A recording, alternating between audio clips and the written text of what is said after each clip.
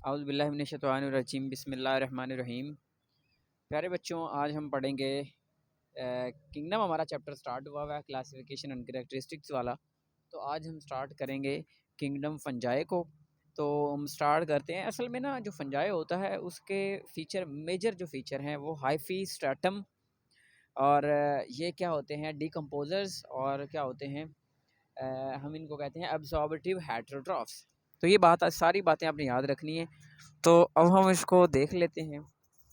तो यहाँ पे अगर हम देखें, sorry,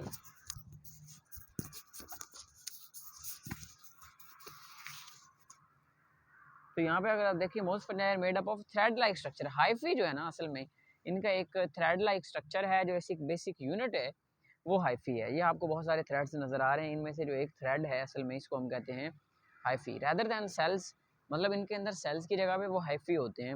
and there are many nuclei distributed throughout the cytoplasm in their hyphae. मतलब अब ये होता है कि जो हाइफी होता है ना, असल में मैं अगर इनका स्ट्रक्चर यहाँ पे ड्रॉ करूँ तो असल में ये हाइफी, फॉर एग्जांपल ये है, कुछ फंजाई के अंदर ये हाइफी बिल्कुल इस तरह होते हैं, इनको हम कहते हैं, मतलब जिनके अंदर कोई सेप्टा नहीं होता, ठीक है, कोएनोसिटिक हाइफी कह सकते हैं, ठीक है। और कुछ हाइफी इस तरह के होते हैं जिनके अंदर इस तरह से सेप्टाज मौजूद होते हैं, मतलब हर डिपार्टमेंट बने हुए होते हैं इसके अंदर डिफरेंट, और न्यूक्लियाई भी इसके अंदर मौजूद होते हैं, ठीक है। तो हम कहते हैं सेप्टेट, इस तरह के हाइफी को कहते हैं सेप्टेट, और यहाँ पे है एस सेप्टेट, ये ठीक है, इसके अंदर कोई सेप्टा नहीं है।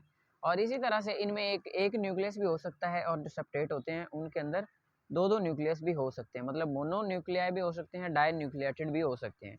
तो ये इनका असल फीचर है, जो मेजर चीज़ थी, ठीक है, ये आपने याद रखना है। अब इसका फीचर थोड़ा सा जूम आउट करके देखते हैं कि हाइफी की जो है वो स्ट्रक्चर उसका ओवरऑल होता कैसे, दिखता कैसे। तो उसके अंदर न्यूक्लियस होता है, आपको पता है, जैसा कि मैंने बताया कि कुछ होते हैं कोइनोसिटिक हाइफी। कोइनोसिटिक हाइफी ऐसे होते हैं जिनके अंदर सेप्टाज नहीं होते, ठीक है।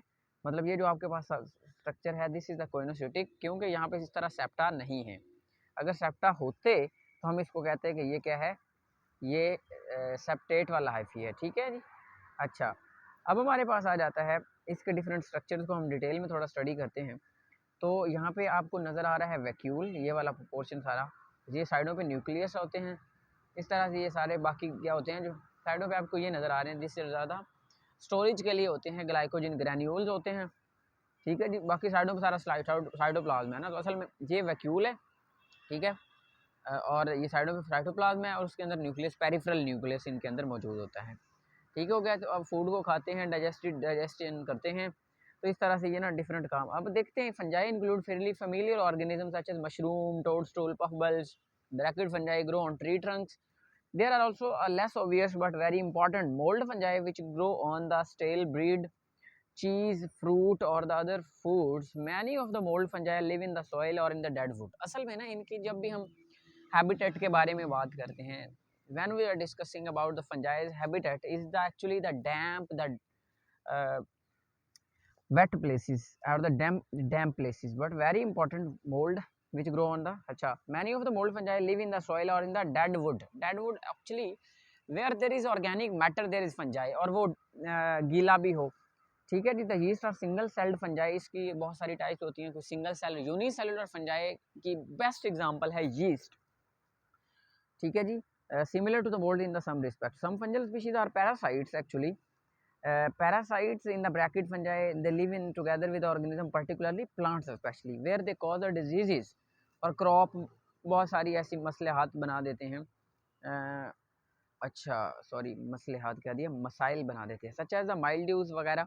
ये सारे क्या होते हैं जी, इसी तरह से पैरासाइटिक फंजाई के अंदर बैक्टीरिया वगैरह, सॉरी, पैरासाइटिक फंजाई के अंदर ब्रैकेट वगैरह आ जाते हैं, क्योंकि ये भी प्लांट्स को के ऊपर जो होते हैं वो पैरासाइट्स के तौर पर एक्ट कर रहे होते हैं।